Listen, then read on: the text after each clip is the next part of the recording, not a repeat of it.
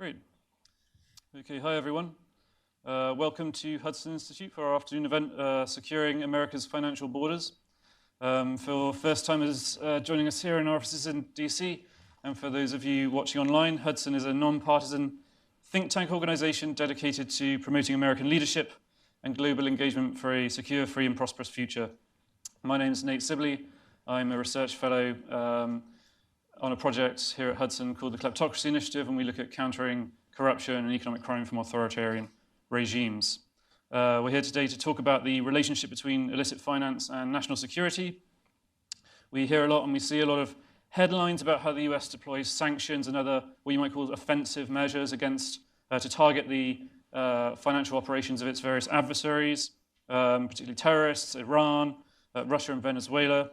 We hear a lot less, perhaps, about how the US defends its own financial system from some of those same adversaries, so those same bad actors. So we'll be looking today at what the US Treasury is currently doing in this area, as well as at efforts to strengthen the Bank Secrecy Act, which is the law that governs the US anti-money laundering regime, and also improve corporate transparency, which is an important part of that, I would argue at least. Why is it important, this issue generally? Not many Americans might appreciate this, but the US economy has become a major target for global money launderers.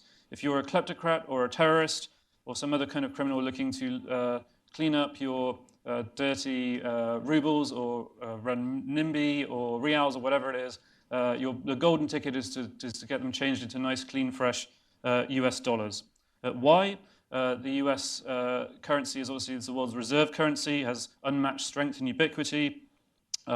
If you successfully launder those funds into the United States, you then enjoy the protection of US rule of law. You can enforce your property rights, something you probably won't be able to do in the countries where you started your operations, where you stole the money from.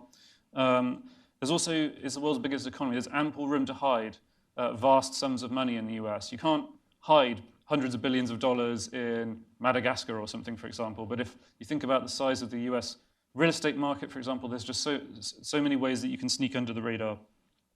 Lastly, and with all due credit to US law enforcement and the administration, which is arguably the only country which seriously dedicates the amount of resources and commitment needed to really hunt bad actors through the global financial system, they are hamstrung in some respects by a few remaining major loopholes in the anti-money laundering regime. I would argue the most important of these is the ability to own and control US shell companies with total anonymity. This has made them the ideal vehicles for money launderers all around the world, and I'm sure we'll talk a bit more about that in a minute.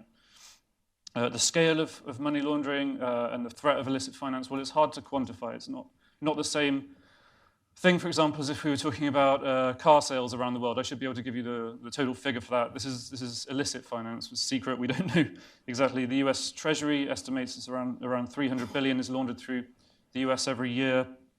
Globally, the IMF and the UN have pegged money laundering as being the equivalent of up to 5% of global GDP. If that were true and accurate, and of course they would be the first to admit they have no way of knowing if it is, that would mean, to give you a size of the scale, that money laundering would effectively replace Germany as the world's fourth largest economy. So we can't really quantify it, but we can see, and increasingly, are the results of decades in which illicit finance perhaps wasn't prioritized in quite the way it should have been as a national security threat. So we now have ample, thanks to sort of investigative reporters, academics working on this issue, and heightened public awareness generally. We have ample sort of case studies of adversarial authoritarian regimes like Russia and China, rogue regimes like North Korea, terrorists, kleptocrats, and even closer to home, drug and human traffickers. They all abuse the US financial system or attempt to on an almost daily basis. And we'll talk about some more about some of those different aspects, I'm sure, as it goes on. But it's worth bearing in mind, because the problem here is financial secrecy, the worst case studies are almost certainly the ones we haven't heard about yet. So we're meeting at a particularly good timing here in Washington, D.C. 2 weeks ago, the House of Representatives passed for the first time a bipartisan reform package relevant to these issues in the form of the Corporate Transparency Act and the Counter Act. The Senate is now considering a roughly counterpart piece of legislation called the Illicit Cash Act, and it's a magnificent acronym for a very long, full name of a bill, which I won't try and remember here for you. That's sponsored by Senators Mark Warner, Tom Cotton, and 6 other bipartisan senators. as well as a huge coalition of external stakeholders as well. Just very briefly, my reading is what it aims to do is attempts to sort of empower the US Treasury with more resources and encourage more innovation in the fight against financial crime, improve engagement with the private sector and update the anti-money laundering processes that are sort of imposed on US financial institutions. From my point of view, particularly interesting, it would commission reports and strategies on authoritarian financial abuse and Chinese money laundering. And most importantly, as I just mentioned, it attempts to tackle this problem of the anonymous control of US shell companies. And I would add, just flicking over again this afternoon, I think perhaps in a more business-friendly way than the House legislation did as well. And that's kind of getting into the weeds for an introduction. And if all that seems overly technocratic, I would only leave you with the argument that money laundering and financial crime is assumed a sort of strategic importance in an era when it's not only criminals abusing the US financial system for personal illicit enrichment, but also America's authoritarian adversaries increasingly doing so for geopolitical ends. And in doing so, they fuel, of course, a much wider range of other threats to US interests and security. So without further ado, I'm joined today by a wonderful panel of experts. So I'm going to go along and introduce them, and then we'll hear from them in turn. They're going to each speak for about 10 minutes. So next to me here we have Young Lee, who's a senior policy advisor in the Office of Terrorist Financing and Financial Crimes at the US Department of the Treasury. Next to Young is Angelena Bradfield, who's a senior vice president for Anti-Money Laundering and Bank Secrecy Act sanctions and privacy issues at the Bank Policy Institute. And then last but not least, we have Josh Rudolph, who is the fellow for malign finance, which is presumably even scarier than illicit finance, at the Alliance for Securing Democracy at the German Marshall Fund of the United States. And I should add, in a previous life, Josh also worked at JP Morgan, IMF, the Treasury, and at the White House on the National Security Council, where he worked on interagency sanctions and so on. So I guess if I could ask Young Lee, maybe you could open us up with a few remarks about what the administration has been doing on this and what your thinking is. Of course. Thanks, Nate.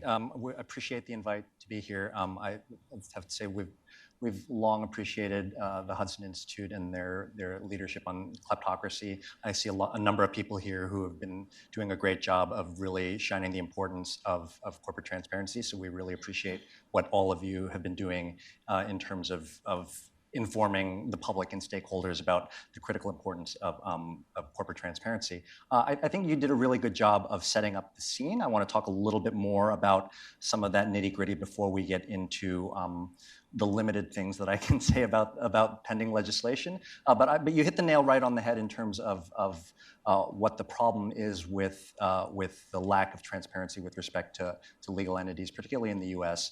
I think as you've highlighted, there are numerous instances of corporations and corporate forms being formed in the U.S. and otherwise being used to obscure the flow of illicit funds. I mean, you noted a number of different instances of human trafficking and drug traffickers and other malign actors, arms dealers. The case of Victor Bout in the Southern District, he was a notorious arms dealer who used a number of U.S. shell companies to obscure what he was doing in terms of his arms trafficking. So this is an issue of great importance. We view it very squarely as a national security issue. Treasury has long viewed this as an important national security issue, and it's been something that we've been quite concerned about for as long as I've been there and quite a bit longer. I think that this was something that you and others, a few of us, were in the wilderness talking about over the course of the last decade, and it really rose to prominence in April 2016 when the Panama Papers or the Mossack Fonseca papers came out, and they really showed a lot of instances of shell companies being used to do all sorts of shady business. So this is something that I think it helped bring an additional spotlight onto the issue. This is something that the FATF, the Financial Action Task Force, which is the international standard setter for anti-money laundering and countering the financing of terrorism and proliferation financing, it is a key element of their recommendations. It is the centerpiece of one of the 11 immediate outcomes for effectiveness in how countries are assessed. And it's something that the G20 has been paying attention to for quite some time. In 2014, the G20 issued high-level principles on the transparency of beneficial ownership. So this is something that is not only of critical importance in the United States, and we have some deficiencies that you mentioned, but something that is internationally important as well. And so the Treasury view has been for quite some time that it's really important that we think about beneficial ownership transparency at two critical touch points to the financial system: at the times when companies are formed, and then at the times when legal entities gain access to the financial system, when they open accounts at financial institutions. And so these are two issues. We, in our FATF mutual evaluation, we were rated quite low on this. It was the only low rating that we got for effectiveness in terms of transparency of beneficial ownership information. And a number of gaps were identified.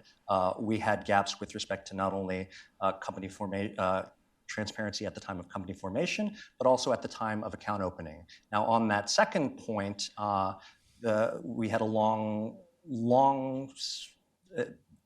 a rulemaking process of pretty long duration that finally culminated in May 2016 with a final rule issued by FinCEN, customer due diligence obligations for financial institutions. And that made a couple of changes to the BSA with respect to customer due diligence in terms of obligations for financial institutions to understand their customer better. It codified in regulation things that financial institutions were doing, but the big element that was new in the CDD rule of 2016 was imposing a new obligation for certain financial institutions, banks, broker-dealers, futures industry, and mutual funds to collect, identify, and verify the beneficial owners of corporations and LLCs at the time that they open new accounts. So that is something that finally started being supervised for in May of 2018, and I think we're starting to see some good results from that. Our understanding, and I think Angelena can probably talk a little bit more about that, is that financial institutions there's been a great deal of work being done to educate frontline staff, and it's something that institutions are taking very seriously. And I think that is, significant progress in remedying that gap. Now we still have the outstanding gap with respect to transparency at the time of company formation. And you may ask, why is that a touch point to the financial system? Well, our view is that because you can open a company in the US and then use that to open a bank account elsewhere, and vice versa, that is a critical point at which you need to get that beneficial ownership information. This is something that Treasury has long been focused on. Secretary Mnuchin has articulated his commitment to the House on numerous occasions that he views this as a critical national security priority, and it is a very high priority within our building, and it's something that our Deputy Secretary has been paying very close attention to, been very involved with. And so we're very happy to see a number of legislative vehicles that have been moving forward: the Illicit Cash Act, the Counter Act, and the Corporate Transparency Act. We have reviewed and discussed many of the provisions very carefully, but I'm not at liberty to really opine on individual provisions. I think I can draw everybody's attention to the Statement of Administration Policy that was issued on October 22nd, identifying this as the Corporate Transparency Act in particular as making very good progress on addressing this critical national security and law enforcement priority, and it identified three areas for improvement that the administration would like to see in final legislation. That is, aligning the definition of beneficial owner that's currently in the Act to the definition that was put forward in the CDD rule that I just described, the 2016 CDD rule. In that rule, the definition identifies two different types of beneficial owners based on the percentage of equity that beneficial owner directly or indirectly holds at 25%, and a single person that has significant control over the legal entity. And so the administration has said that they would like the definition in any legislation to more closely align with that. The second issue that that was described in the SAP, the Statement of Administration Policy, is that any legislation should work to remove undue to try to make sure that there are not undue burdens on small businesses. Small businesses, make up a significant portion of our economy, and we don't want to hinder that formation. We don't want to impose undue burdens, while of course making sure that we don't create a loophole that malign actors can easily exploit. And then the third element articulated in the SAP is that there should be appropriate controls on dissemination of that information. Obviously, there are legitimate reasons for obscurity in terms of corporate strategy, et cetera. And so we want to make sure that there are appropriate controls so that competent authorities, law enforcement, and others, and financial institutions, for purposes of complying with their CDD obligations, can have access to the information. We are not. It's not. A number of jurisdictions around the world, they have public registries for beneficial ownership. We've long opposed that because we don't think that the broad public needs to have access for any reason whatsoever, and we think that the information will be of higher quality if it is restricted, the audience is restricted, and people will be less concerned about handing that over to the government, particularly in light of the U.S. context, where there are these concerns about information that is given over to the government. Great. Thank you so much. Well, we're now going to hear from Angelena, who represents the bank. Policy Institute. Angelena, the way the U.S. anti-money laundering system is set up, you might say that financial institutions are kind of like the first line of defense when it comes to most illicit finance. So I wonder if you could just run us through how that's sort of structured in very general terms, and what your sort of view is some of the proposed changes to the regime are.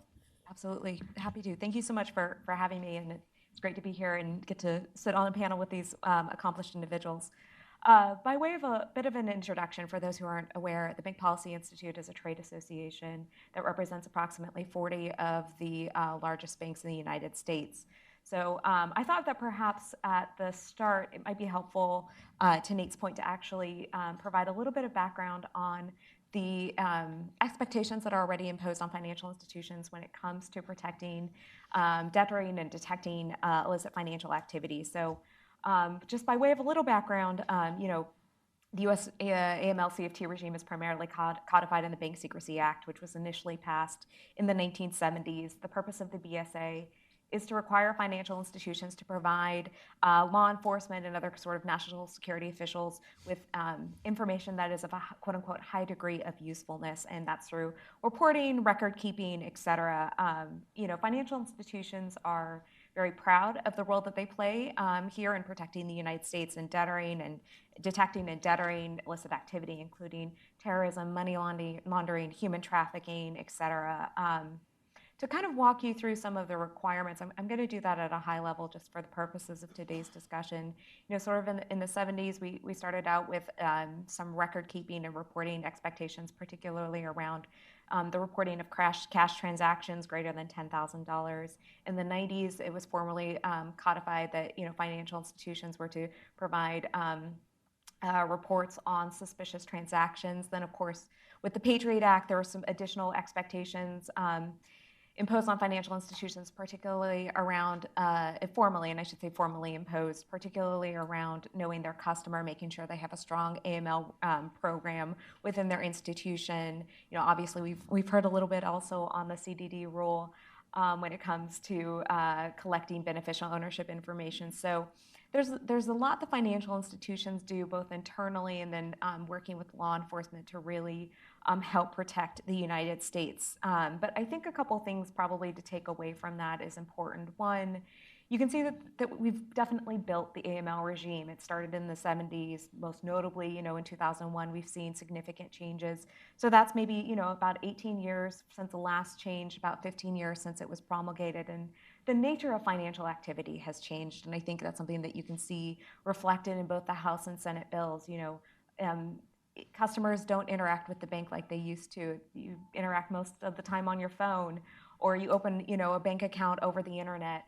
The nature and movement of money has changed. A lot of money movement across borders, much less, here in the United States, in addition to the fact, you have the advent of cryptocurrencies and other fintechs that are providing sort of additional and unique access to finance.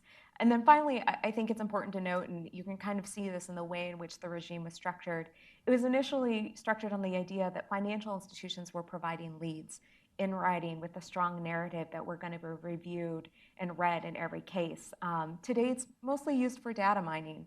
There are certain stars that are definitely very important, and I think both law enforcement and financial institutions understand that. But we've definitely seen an increase in the number of SARs reported. I think it's over about 2 million now.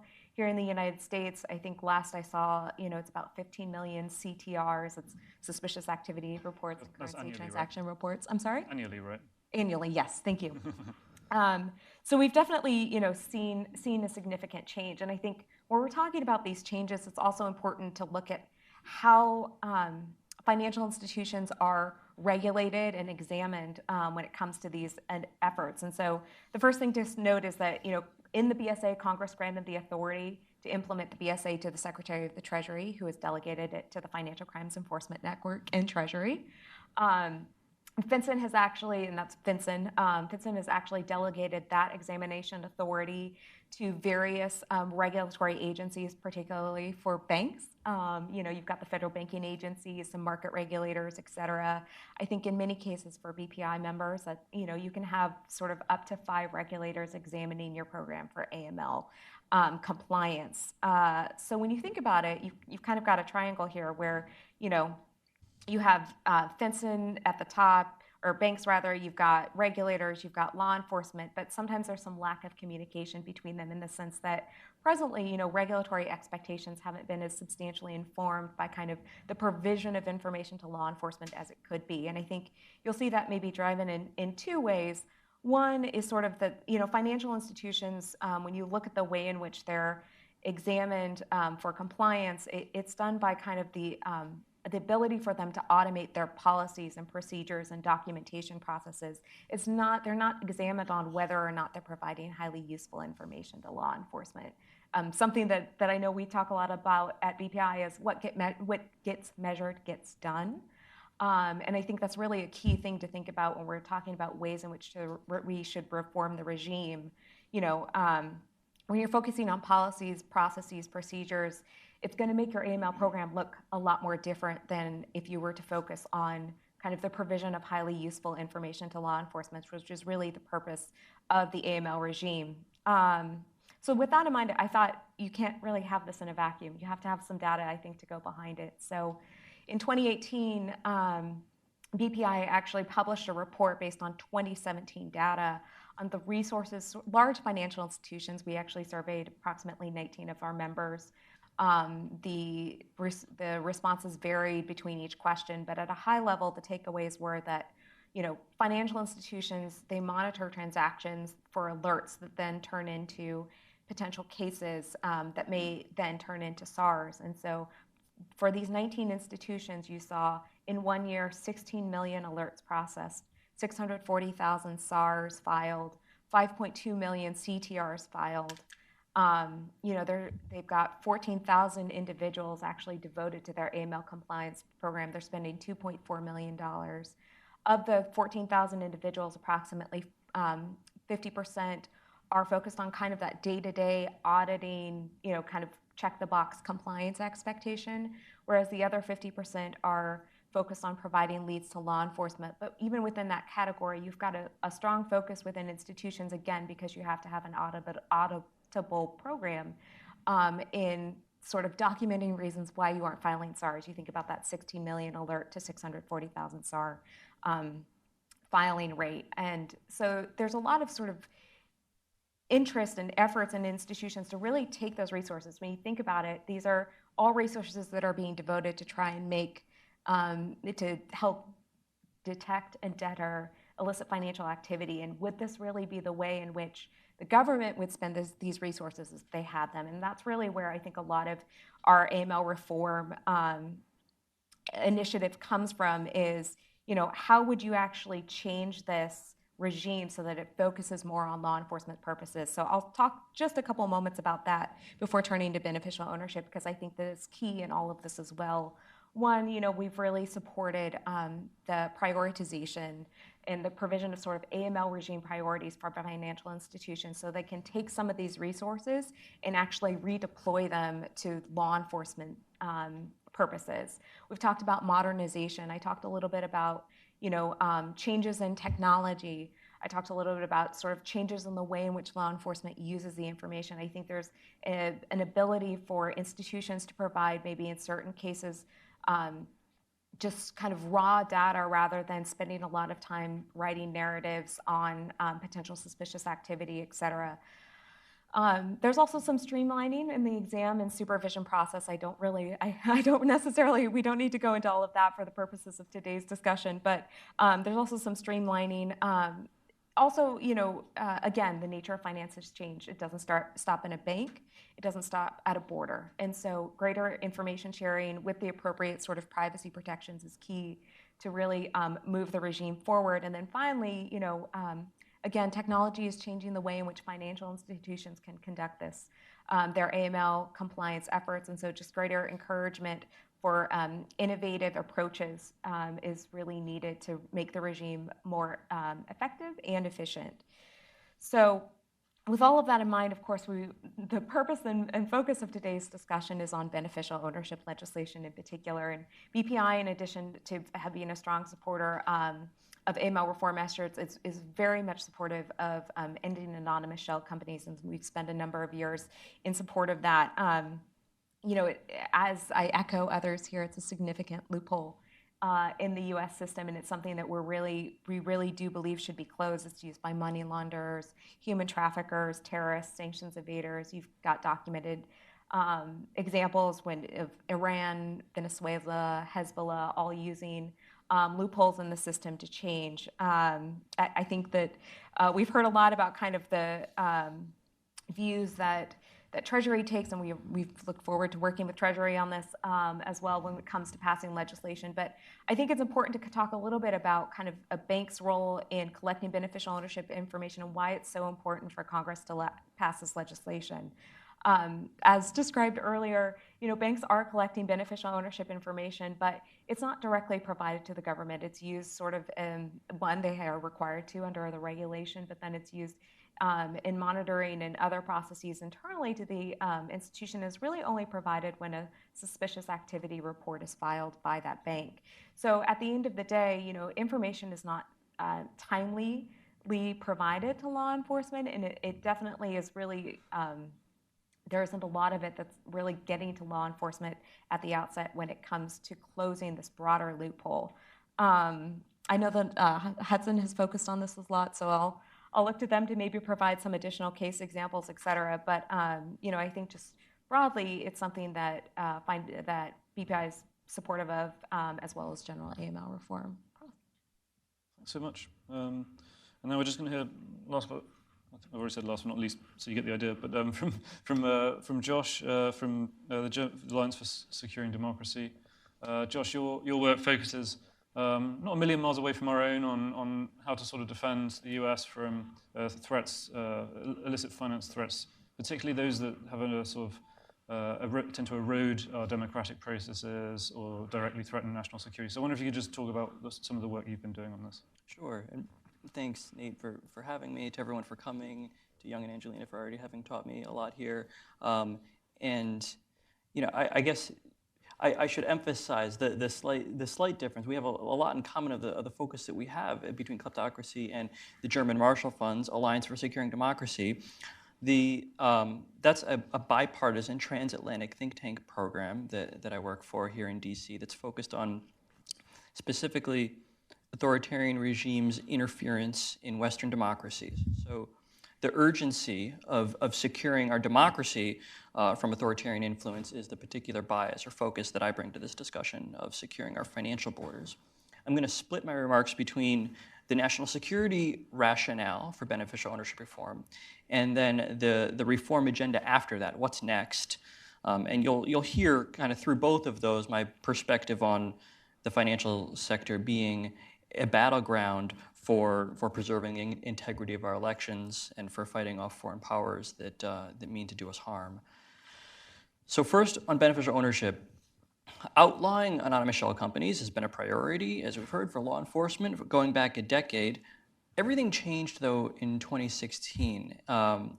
As Young said, right, starting early that year with the Panama Papers, helped put a spotlight on the international scope of the problem, and that's absolutely right. I would add, though, another just as important event in 2016, which was Russia's interference in our election. That broadened and elevated the nature of this threat, at least rightly or wrongly in the eyes of many in the national security community who kind of until then had seen this as a somewhat esoteric need to police the financial system rather than being a top strategic priority. And specifically about Russia's interference in the election, it was two things that changed the calculus. One is that Russia's aggression needs to be met with our own short-of-war countermeasures, the most promising of which is to find and freeze all of the Russian money that's hidden in U.S. Anonymous shell companies. I helped to coordinate the U.S.-Russia sanctions program, and we were struck by the fact that Putin reacted more viscerally when we sanctioned his crony friends than when we hit entire sectors of the Russian economy. That was surprising, which just goes to show the calculus in the Kremlin that for us to find that money that's sitting within our own financial borders is it's viewed there as an asymmetric vulnerability of theirs and a leverage point of ours, number one. Number two, rather than idling harmlessly, again, rightly or wrongly, that was kind of the view within our financial system, it is now abundantly clear that covert foreign money gets weaponized against our democracy. It's been happening in Europe for a decade or more in a significant way, and now on our shores as well. It doesn't just buy hackers and trolls, but also, it seems, funding for an operation, for example, to corrupt U.S. policy towards Ukraine. We are still learning about the sources and the intentions of the Russian money referred to in that indictment, but we do know that the donation flowed through a Delaware anonymous shell company. So these entities have become weapons against our democracy. Beyond Russia, the wide range of harms inflicted by anonymous shell companies can be seen kind of on opposite ends of the planet.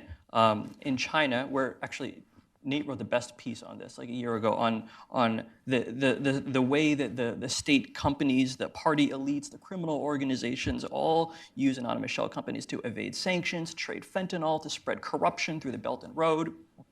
And then here at home, don't ever accept the line that small businesses do not support beneficial ownership reform. It's not true. It's 77% of small business owners are in favor of this legislation because crooks and swindlers can stand behind anonymous shell companies to secretly raid law-abiding businesses with contract frauds, employment embezzlement, surreptitious lawsuits, intercepting subsidies meant for small businesses. So it's important to them, and the reporting process is going to be cheap and easy and safe.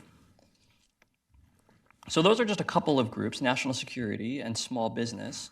But because beneficial ownership reform helps essentially almost all Americans, everyone except for that 0.3% of the population that secretly holds shell companies, it's brought together one of the broadest political coalitions in recent history. I mean, we just heard from Treasury and the banks, but it's also the FBI, the police, sheriff, labor, big CEOs, small business owners I mentioned, realtors, religion, human rights, environment. It's everyone. And as I behold the breadth of that coalition, that brings me to my second topic, which is what's next? Having developed this army, this political coalition that's making progress on an issue that was stuck for a really long time, what's next after beneficial ownership? And again, on this, the Kleptocracy Initiative had a report a year ago that helped me develop my thinking a bit on, the report is called The Enablers, recommending policies to rein in the legal, financial, real estate, lobbying services that are used on the one hand by authoritarian strongmen and their proxies to hide money, launder their reputations, develop access, and then by our own professional services to import their systems of corruption.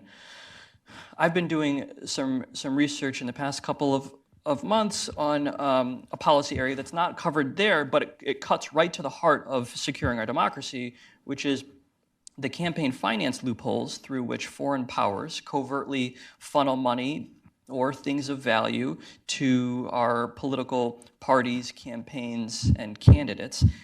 The form that can take ranges from offers of dirt on or investigations into a political opponent, foreign dark money that's funneled through nonprofits or shell companies or straw donors, the online political ads secretly bought by foreign powers, all kinds of illegal activity as well beyond those loopholes, all of which fit into the broader toolkit used by authoritarian powers to interfere. And so just to kind of set the stage for that, in 2016, we learned about Russia's hack and dump cyber operations, tool number one.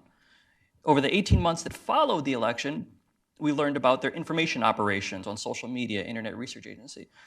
Over the past year or so, a handful of bombshell reports have revealed the various manifestations, I would argue, of number three, the malign finance tool. I'm thinking of reports of the loan to Marine Le Pen, the ties to the biggest Brexit donor, material support to a seemingly compromised Bundestag member. Recently, Matteo Salvini's negotiations for Russian oil money. Here in the US, the Mueller report had a campaign finance discussion, and the recent campaign finance indictment as well of Rudy Giuliani's associates. So seeing those, in our research, we've kind of gathered together a survey of 70 cases like those over the past decade, mainly Russia operating in Europe, but also some cases in the United States, some cases of Chinese money. We've classified them into the different legal loopholes exploited and came up with kind of the 8 most common vulnerabilities, and now we're in the process of mapping that to the G7 countries' legal frameworks to pinpoint the weaknesses, a heat map of where we have to invest and where they're going to be coming at us. So happy to chat more about that, but suffice to say, beneficial ownership is the most important place to start, but then after that we have a lot more work to do. Thanks. Couldn't agree more. So I'm going to use my moderator privilege. I'm just going to work back along and ask a few questions myself before we open it up to questions from the floor. And I'll just begin with you, Young. It wouldn't be an event about finance in DC if someone didn't bring up the issue of what most people call cryptocurrencies, virtual assets. And so many of the money laundering, particularly the shell company issue, is something to my mind that probably should have been solved in the 1980s. But if we look forward maybe another 20 years, what are some of the emerging threats that the Treasury is working to counteract, and how are you doing so in collaboration with our foreign partners and allies?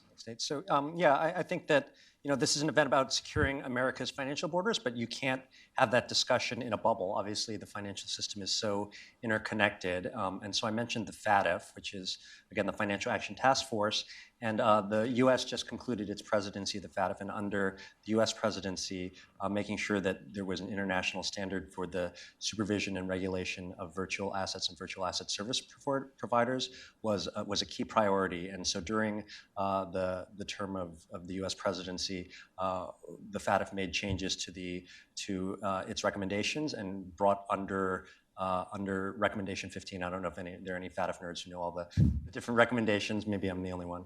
But it's on new technologies, and now it is the international standard for countries to ensure that virtual asset activities, that is any type of cryptocurrency or however you want to denominate it, is regulated appropriately, and then that any type of institution that issues or deals with virtual assets, what the FATF terms virtual asset service provider, is supervised and regulated, and that there are all sorts of the same types of preventative measures in terms of customer due diligence and suspicious transaction reporting obligations and all of that that financial institutions have to deal with. It's in part to level the playing field as well for financial institutions. So as a matter of general practice, it means that virtual asset service providers are treated as financial institutions for most intents and purposes, with a couple of minor exceptions.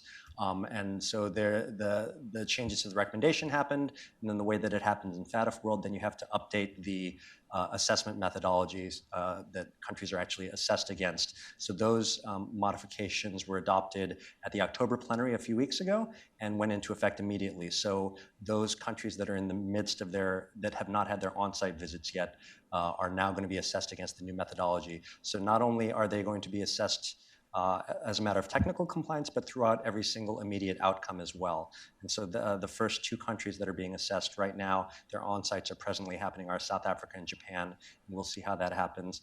The US, we're in the midst of our follow-up assessment, our third-year follow-up report. We have voluntarily agreed to be assessed for compliance as a matter of technical compliance with recommendation 15, because we are one of the only jurisdictions that presently supervises and regulates virtual asset service providers. We consider them to be money service businesses, and so they have all the obligations that any money service business like Western Union or others have. And yeah, happy to discuss that further. And again, there have been a number of pretty high-profile cases where it was US law enforcement that sort of went in and shut down problematic cryptocurrency exchanges overseas, I think, which were not being, maybe getting the oversight they should have been from the host governments, I guess. It's kind of a borderless world, but the servers are somewhere, right? Yep. And then Angelena, if I could just move on and pick up on something you started talking about, which is the uptake of new tech, sort of flipping my question to Young, it's had the uptake of new technologies within banks to improve their compliance functions. You mentioned a lot of the compliance burdens you're up against. They have legislative fixes, they're policy things. How much do you think the uptake? We hear a lot of time about like how new forms of artificial intelligence, as a broad term, which means many things, but basically new technologies that are sort of flooding into banks at the moment to help them process this vast amount of data in their compliance functions. Will that be enough, or do you still need all this legislative change as well? Presumably you're going to say yes, I imagine. And then also just another question with that is what everyone here, I'm originally from the UK. The UK has a sort of best practice arrangement called the Joint Money Laundering Intelligence Task Force. And this is a thing where all the heads of compliance from all the major financial institutions get in a room with the heads of financial crime, all the major law enforcement agencies, and they just sit there sort of maybe every couple of weeks, maybe once a month, but really frequently. And they're able to actually just sit and talk about both strategic threats, but also specific cases that they're all working on.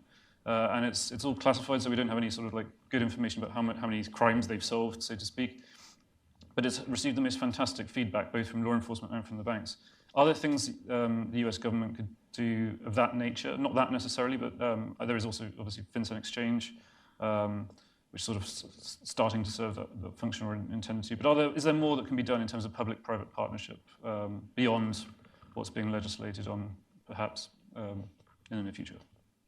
Thank you. I will try and answer that succinctly. So you can probably answer that question a lot quicker than I managed to get it out. But. And not take another 10 minutes. Right. I will start with technology first, because I think it's a really good question. I did spend a lot of time talking about technology, and there are a lot of there's an opportunity there that technology can really bring in. I think you see that reflected in the legislative efforts on both the House and the Senate side. I'll spend maybe a little time talking about the Senate side, but I also think, the one thing to note here as we start out this discussion is that in addition to sort of bipartisan, bicameral interest in AML reform and ending anonymous shell companies, we also obviously have kind of the public sector broadly, the official sector, whether through Treasury, whether through the banking agency, who's really focused on AML reform as well. Really focused on AML reform as well. I know that the banking agencies and with Treasury and others are meeting routinely to talk about ways in which to reform the regime. And getting to your technology piece, one of the things that they did towards the end of last year now was actually release, I can't believe it's already November, was actually release a statement, a joint agency statement, encouraging institutions to actually test innovative technology. And we've heard from our institutions that has been helpful in at least opening the door to them, really, starting to see what new technologies like AI, like robotics, like other like data lakes, et cetera, could potentially be useful within the institution, and in some cases sort of between institutions, to really make a difference in catching criminals. But I think that's a start. You have to see what changes you'll. They're both changes I think that that Congress can really do and enact legislation to actually make innovation a key component of a financial institution program if they're able to. Obviously, large institutions have more resources than small institutions to devote to these types of efforts. But I also think that it's going to be somewhat dependent on the exam framework that institutions are subject to. And not to get too technical, but presently, financial institutions in the AML context are subject to model risk management standards, which probably is a foreign concept to most folks here, but it really just means that they have to do a lot of analysis on the models that they apply to their transactions and sort of prove a negative that isn't really there in the first place, that they're really catching the illicit activity in a sort of a vacuum. And that's partially why we think greater information sharing is actually helpful. One, because it will help provide some actual substantive inputs into institutions' models to be able to better ascertain illicit activity. And two, because there's no real true financial crime data out there with which to kind of check these models and make sure that they're accurately sort of reflecting the whatever risks are flowing through the system. So with all of that in mind, I think there's both a legislative angle and a regulatory angle here for folks to really look at. But you also mentioned information sharing, so I'll turn to that for a second. From a BPI standpoint, we've supported both greater information sharing among and between the public and private sector. I know that there are some private sector efforts that have been talked about in the press out there with regards to information sharing. There's also FinCEN Exchange, which is kind of continuing to move forward, which is bringing together certain financial institutions with law enforcement. We're fully supportive of these efforts. We think that there should be more of them. I think the more that, especially for large institutions, even if it's certain leads from law enforcement, it's really a couple of data pieces, they're able to really provide some substantive leads, which when you're thinking about resource deployment is actually probably a much more effective way in which they can aid law enforcement than kind of looking for a needle in a haystack. That's great, thanks.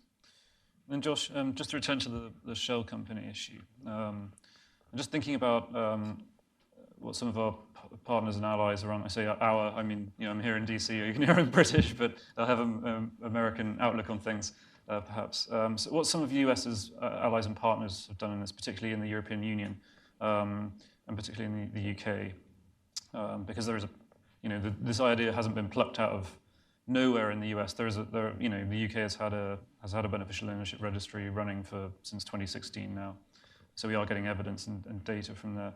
But also just so what is going on in Europe with this stuff, but also how are there benefits, are there drawbacks? But also, how does that affect America's relations with our allies on these issues? Is it not a problem, or is it a source of tension on a sort of technocratic level? And are there broader sort of implications of that? Thanks. So I guess starting with the European Union broadly versus the United States in terms of our strengths and weaknesses, we really can be learning from each other on this. Because, as Angelena was describing, our banks have significant, robust compliance departments that, frankly, they don't have to that degree. They're not required to have and just haven't built up in large European banks. And that's why you see these massive, many hundreds of billions of dollars money laundering scandals there, but not on that scale and with that frequency here. So that's where they can learn from us, and vice versa. They don't have the shell company problem like we have, and like the United Kingdom has had for a substantial period of time and is a couple years ahead of us in dealing with. The UK registry would go beyond what's even discussed in Congress in that it would be public. You can go online, Companies House, and look up the companies. Everything contemplated in the US is going to only be accessible in a tightly controlled way to law enforcement. So the UK has been aggressive, both there and throughout the territories. The data is still an area for improvement. You can go in and look up companies, and it's company name, none of your business. So that's not what we're looking for. And I would say, I mean, it's also a problem, as you can see in the space where I've been focused on foreign donations to political parties. There have been a number of UK-registered shell companies that turn out to have ties to whether it's a foreign oligarch like Dimitri Firtash has a number of cases of his shell company trying to get access in the UK. Just yesterday, there were reports. I don't know if you've heard about this report that the UK Parliament has developed, and that Downing Street is trying to not get released. And there were reports that that may be because there are new revelations to come about Russian money in UK politics. And in particular, there's a guy who was stationed there, seemingly or reportedly a possible Russian spy who was cultivating members of the British elite, and he had been known in the past to be going around offering young Tory members shell company donations to their from secretly owned Russian companies. So clearly, still a big problem, but the UK has had a good jump on it versus us. We're just kind of getting to it now. And when we do, it'll really help us have, belatedly, a moral high ground to be able to then go after whatever it is next, whether it's the thing that I was talking about around political spending, whether it's the enablers, whether it's going after all of the tax havens that remain elsewhere in the world, because we're not going to be the last one. We're going to need an international coalition and maybe stronger tools to be able to go for that. That's really important. And the last thing I'll say here is that it's important for the West broadly, because corruption and kleptocracy is the new communism, in terms of that being the opponent that we face, that being the system that holds together authoritarian regimes, Russia and China now versus a generation ago. So we really need to get going, get moving. This is the right place to start, but like I said, there's going to be a lot more to do, and that's why it can fit nicely with our domestic needs, both politically and a policy perspective, but also our foreign policy interests. Yeah, sure. No, I couldn't agree more, and I'm very glad that the Illicit Cash Act and various conversations that are now happening around DC, this is really starting to be looked at as on a strategic level from a national security priority. The immediate, particularly the shell company issue, the immediate benefits overnight, so to speak, won't be overnight. There'll be a rollout period of a couple of years. The immediate benefits would obviously be to domestic law enforcement, going in, finding those financial networks on which, like drug, fentanyl pushers and like human traffickers on the southern border rely. So in a couple of years' time, it's street corner drug dealers and human smugglers who need to be really worried about this, their ability to launder the profits of their horrible activities. But as Josh was saying, I couldn't agree more. And we work on very similar issues, so it's not surprising. But 2 years' time, it's domestic criminals need to be worried. But maybe like 5-10 years down the line, the moral and operational platform this would give the US to go and pressure other problematic jurisdictions to clean up that act. It's Xi Jinping and Vladimir Putin that need to be much more worried. And I really do think it's the first step towards not just the shell company issue. I think that's central, and it's a foundational reform, but all the other stuff that we're looking at now as well. Really the first step forward to really cleaning up capitalism for the rest of the 21st century as we face a sort of number of rising authoritarian kleptocracies who are increasingly challenging the US role around the world. So anyway, that's enough from me. I think we've got time for a few questions.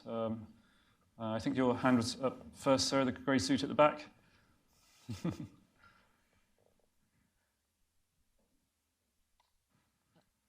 I'm Namo Abdullah, a journalist with Kurdish news service Rudolph. So I just have a question for Mr. Lee. What is the greatest challenge for you to stop jihadist financing? I know in 2006, I think, there was a charity organization in Toledo that was shut down by the Treasury, and then the board members of the charity accused the US of not allowing them to help needy Muslims around the world.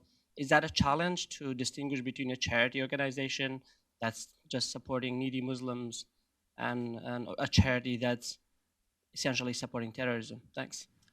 So that is, it's a very good question. It's a very challenging question in that I am not our terrorist financing expert. I'm more technocratic and more of a have more of a regulatory bent. So I'm afraid that I would not be able to give you a very good answer. I apologize. That's okay. Can I just Yeah, sure, jump in. one part of that is certainly it is challenging to distinguish.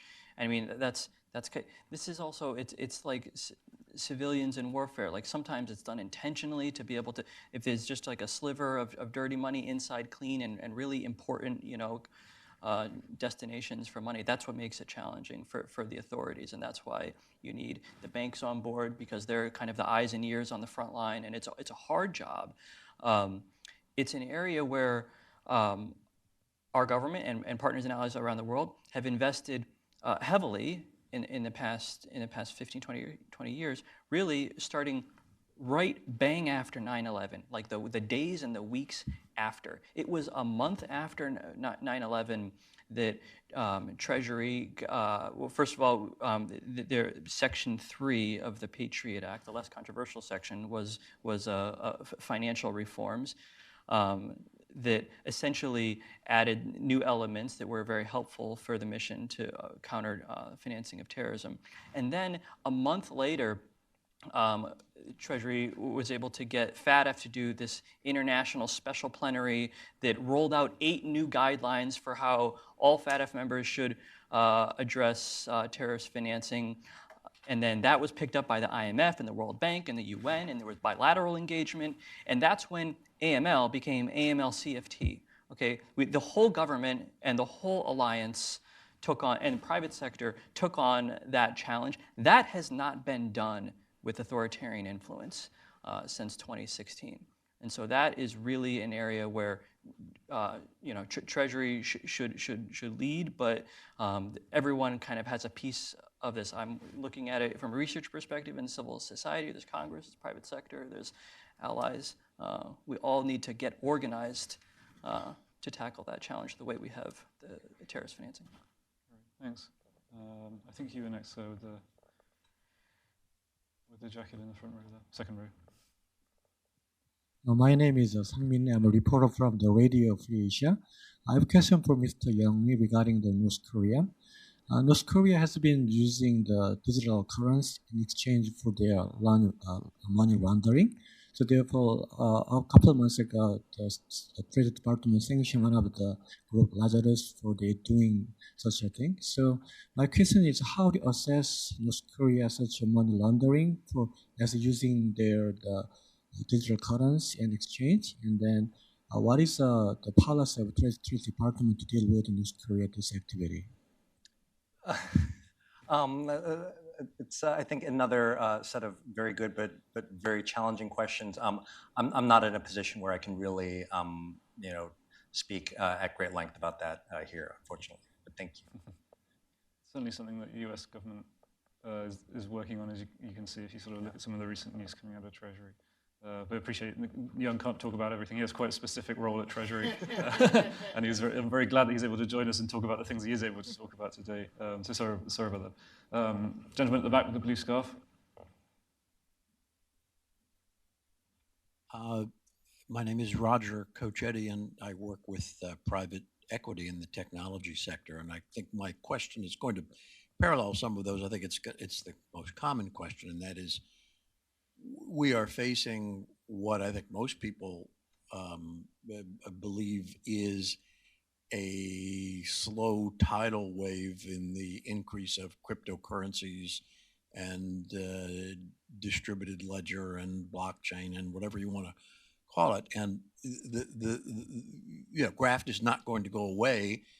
We're going to have hundreds of billions of dollars a year stolen that people are going to try to find a way to hide. And if we get all of the reforms we'd ever hope for in the physical real world of 19th century banking, all that's going to do is drive more money into the crypto world. So the question I have, maybe you can answer, and that is, in Regulation 15 or any effort to regulate virtual assets, how can you actually do this? I mean, we're not talking about a person walking into a bank and signing something and having a photograph taken of them. This is all happening in a virtual world where the most you could hope for is an IP address, which is a dynamic IP address and changes, thousands of times a day. So how can we deal with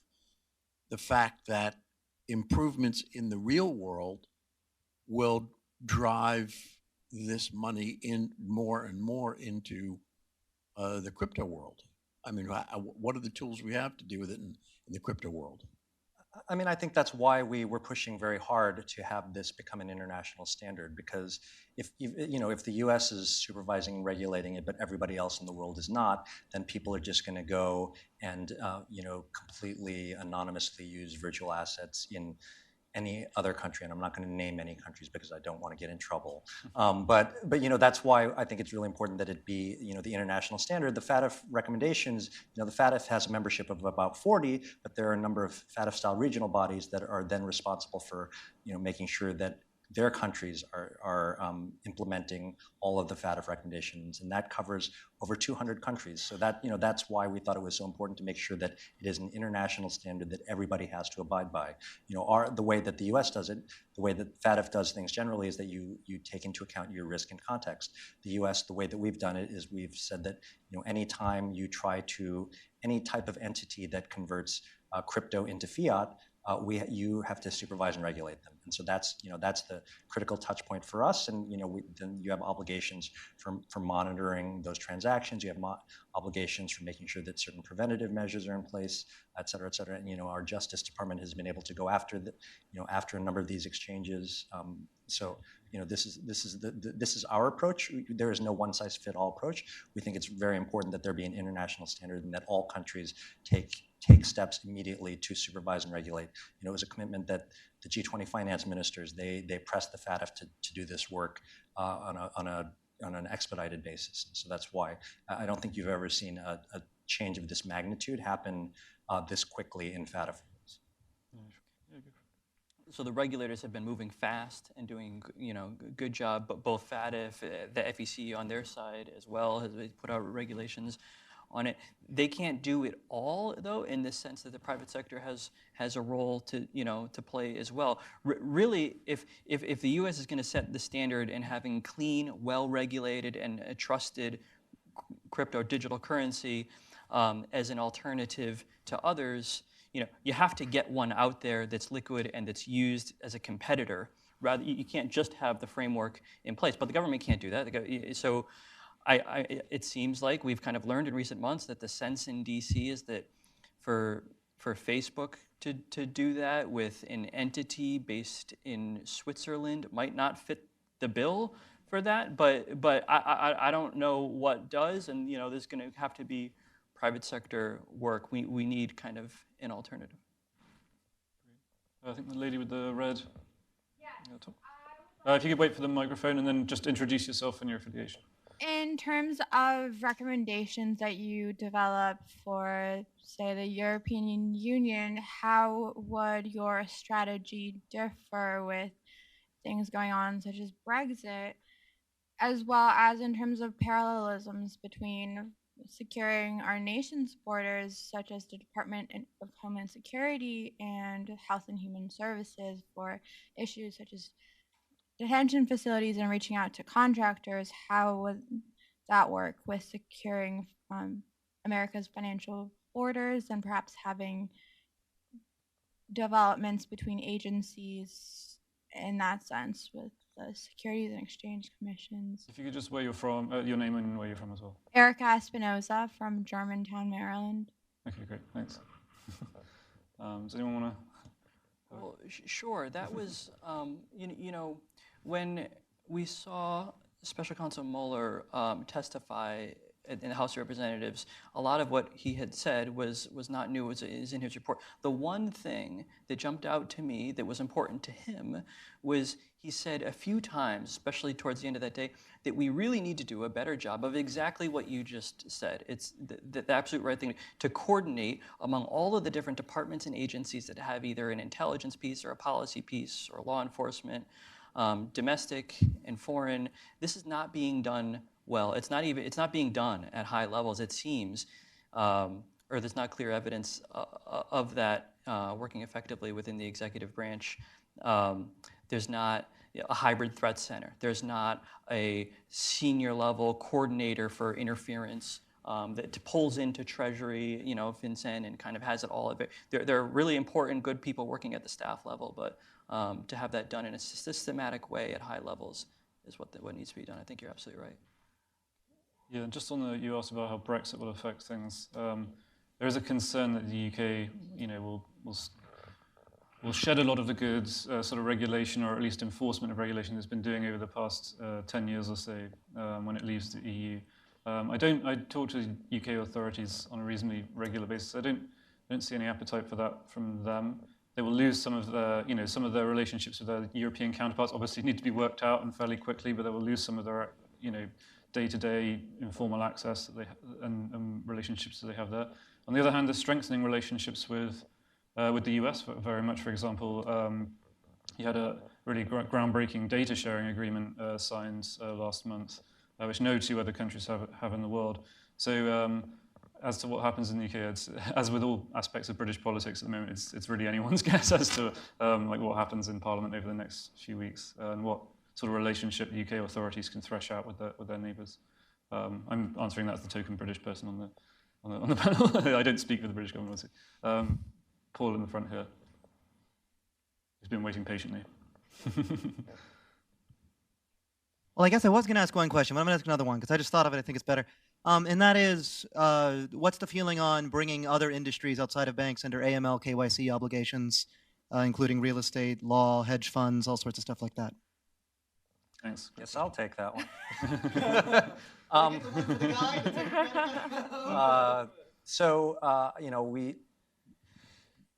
I'll just say that the FATF, in their mutual evaluation report of the U.S., identified a number of gaps. The international standard does require supervision and preventative measures and other obligations for certain designated non-financial businesses and professions, or DNFPBs, as they're called in FATF talk.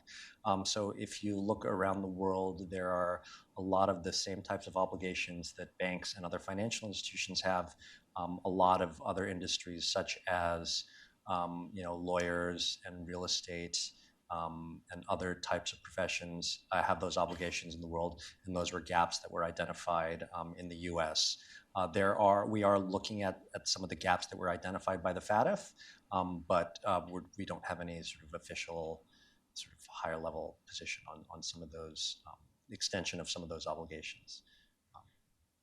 Josh, you had also mentioned that in terms of enablers, and yeah, that's absolutely where we need to go. AML coverage cannot be limited to the strict set of banks and financial institutions. It's got the two big groups that really need to be included are lawyers and real estate. Real estate was exempted with the Patriot Act. That exemption needs to be repealed. That's been used in cases including the Magnitsky money in New York City. Like real estate is very common for money laundering, and probably the most common sector. And for the lawyers as well, the company structures that lawyers are able to use on behalf of their clients, including, for example, the 1MDB scandal flowed through lawyers' hands. So those are critical loopholes that have to be in the next iteration of addressing these problems. That's a good question. Yeah, I couldn't agree more. And I mean, like no one wants to be regulated. So if that is the next step, you'll doubtless hear howls of protest from all sorts of quarters. But again, it's worth talking about securing America's financial borders. Again, worth looking beyond America's financial borders to other countries that have done this. And again, I hate to bring it up, taking British person, but again, it's because it's the other system that I know best. But in the UK, so for example, lawyers and accountants, real estate agents, but also what they call high-value goods dealers, so people who sell Lamborghinis to African political leaders who wander in with a handbag full of cash. They're under an obligation to send a suspicious activity report to the British Treasury in the same way that in the US financial institutions are required to file them with the US Treasury. So it's the other big area, as you said, that FATF points out as a deficiency in the US system. So I think that's if there is progress on the shell company issue, which is consuming a lot of unnecessary, in my view, time at the moment, and that's presumably what you'll hear people will be talking about next time I host one of these events. Lady just up the back there in the greys, I think it's grey. I don't have my glasses on today, sorry. Thank you very much. I'm Cheryl with Apple Times. On China, it's believed that many Chinese corrupted officials might have opened account under shell company or other names and to do the money laundering. And many of them might be criminals or human rights violators. I wonder, could you please provide some comment in this regard? And is there any specific measures that have been taken to deal with this issue? And what do those measures mean for those Chinese corrupted officials? Thank you very much. And any sanctions or any consequence for them? Yeah, thank you very much. So just questions on Chinese corrupt officials moving money into the US using US shell companies. Does anyone want to take that? Have a comment on that one? I mean, one of the things I find most interesting about that is I see far fewer case studies and reporting on it than I would expect to see, given the amount of money that flows out of China illicitly every year. Much of it, I'm sure, must end up on the west coast of the United States in real estate. So I think it's fascinating. I think the more transparency and light we can shed on this issue as a whole, the more we will start to see case studies of that emerge. I don't know if you wanted to add anything there. Just to totally agree with that. So I mentioned that in the research that I've been doing, we've identified 70 cases of foreign governments interfering in democracies through shell companies or other measures. For every one that was an example of Chinese money, there was like 6 or 7 of Russian cases. I don't know if they just get caught more. I don't know if it's a bigger problem, but I mean, we do know that there are substantial flows. It's a bit of a puzzle. We don't know where it is. The sense is that it's sizable. It's actually an area where we're going to be doing more research. We have this interference tracker on our Alliance for Securing Democracy that catalogs hundreds of cases of Russian interference, and we're going to be developing that to look at cases of China as well. Likewise, I guess our only answer for you is we presume they're cleverer than criminals from other parts of the world in the way they're hiding their money. Is there anyone else? You have another? Oh, sorry, just down in the front here. Sorry, gentleman at the front.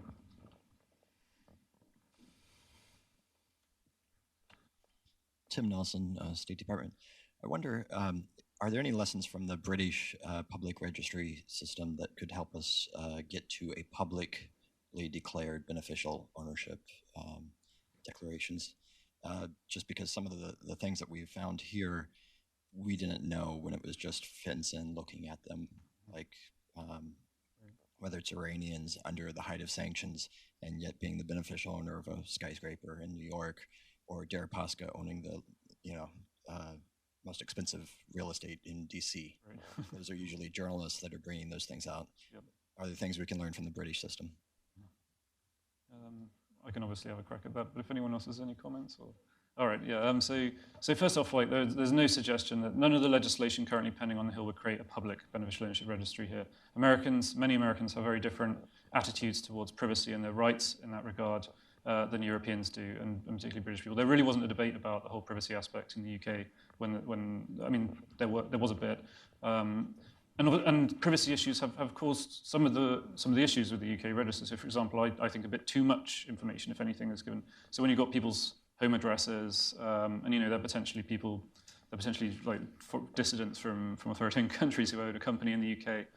Maybe that's a bit much putting their sort of but on the whole, like there are benefits to having a public registry in the sense that it's not only going to be verified when a law enforcement officer goes in to check it, which is what will presumably be the case here, right?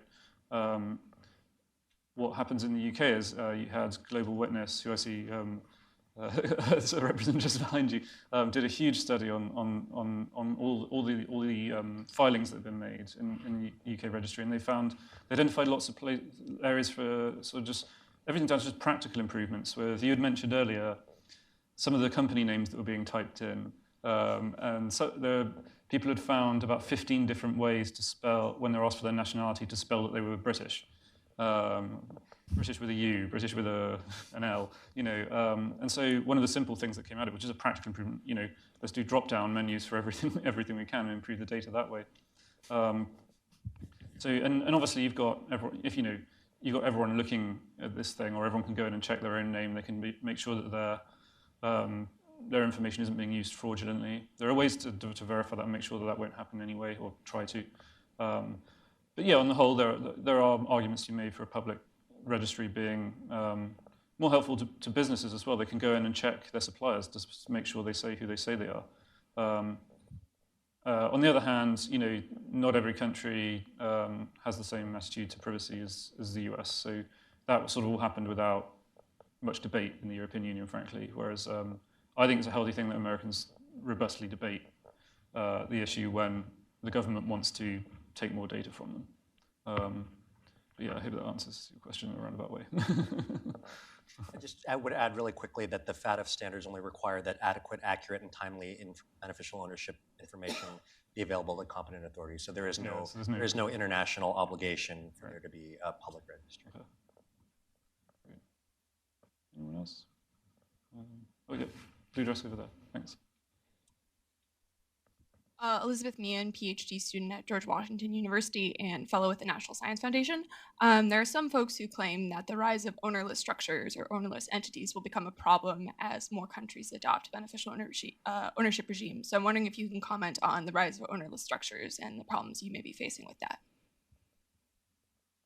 Ownerless structures. Anyone? So I'm not as familiar with that particular typology. So Yeah. Really, could you be? What is it? Do you want to give some examples?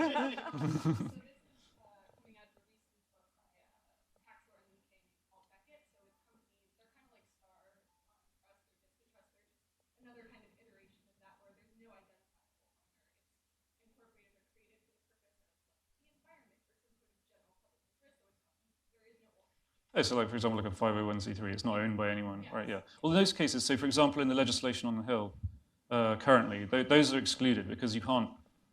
The simple answer is that they don't have a beneficial owner because they don't have an owner who's using them for profit, right? So there's no question of churches and environmental groups and or even trusts actually aren't included in the legislation here. They're exempted. So we're really targeting the legislation that's been worked out here quite carefully over 10 years. Really targets the entities that are used with the most prevalence in money laundering schemes, and that is LLCs, most of which, the vast majority of which are used for legitimate purposes by good, honest, hardworking Americans, right?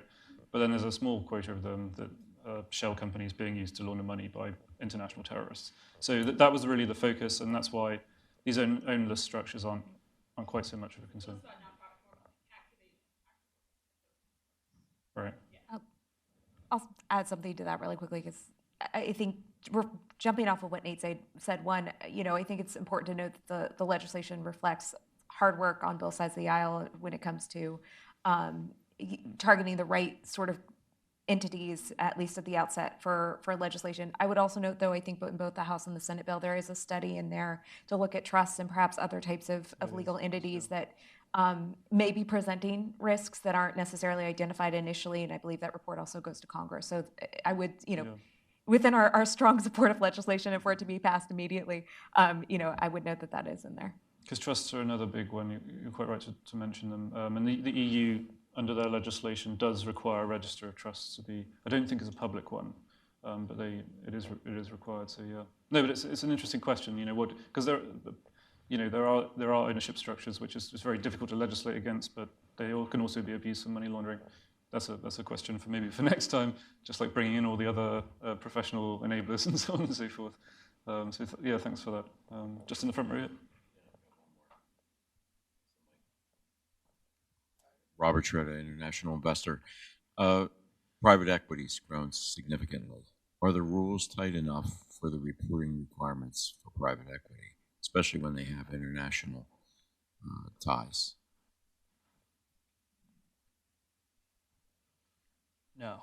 I thought you might want to do that. I mean, there are a number of cases, like as you allude to, like the international ties, a number of cases of, in fact, the case of the recent indictment of Rudy Giuliani's associates. I mentioned that flowed through the donations flowed through an anonymous Delaware shell company. However, the underlying money came from, there are reports from a handful of news agencies. I don't think it's been confirmed by a mainstream periodical, but that the particular individual, so the indictment says that it's a Russian national whose money is involved there. The particular one has been identified in a handful of reports. There was a David Corr and Mother Jones article that identifies an individual who has a private equity fund on the West Coast, a Russian oligarch who has a presence here. There are many cases like that, which is why, as Paul alluded to, we need to expand the AML coverage, and it has to go to private equity firms as well. I think your predecessor at GMF, Josh Kirschenbaum, he wrote an article once, I remember, he said there was like $12 trillion under management that was just not within the purview of the US AML system. Is that relevant here? Is this the same thing? Or? Yeah, exactly. It's private equity, it's hedge funds, it's the whole kind of set of private investment vehicles. That's right. Great, cool. Totally missing picture. Yes, thank you. There we go. I think we're getting towards the end now, so I'm gonna. Oh, sorry, yeah, Clay. Can't miss you. Hey, so really broad sort of conceptually. So in securing America's financial borders, we've seen China, right, is announcing that it's creating its own sovereign cryptocurrency as a great firewall of China. Russia has announced plans to wall off its entire internet. How is securing, or I mean, I know the answer to this, but I want to hear what you guys have to say. How is America securing its own financial borders different than how how authoritarian states around the world are walling themselves off from the free world? That make sense? Sure.